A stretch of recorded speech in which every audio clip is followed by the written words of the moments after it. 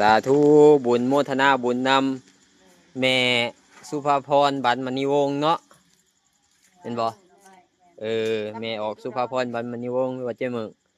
ถวายหน่อไม้และกะแม่เกตอุดรเพชรสุพรรณถวายหน่อไม้มาแกง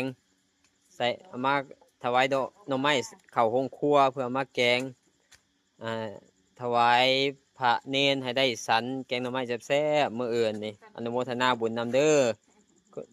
คุณแม่ขาวเพิ่นกำลังซอยกันปอกเพื่อจะแกงถวายพระเนนมื้ออื่น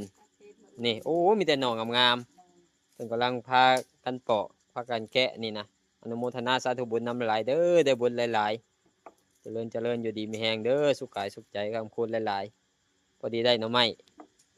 ขาวๆงามๆนี่นะส้มแม่ขาวเพิ่นกำลังพากันปอกอนุโมทนาสาธุบุญนำหลายๆเนาะอนุโมทนาบุญนำเด้อเอาสาธุ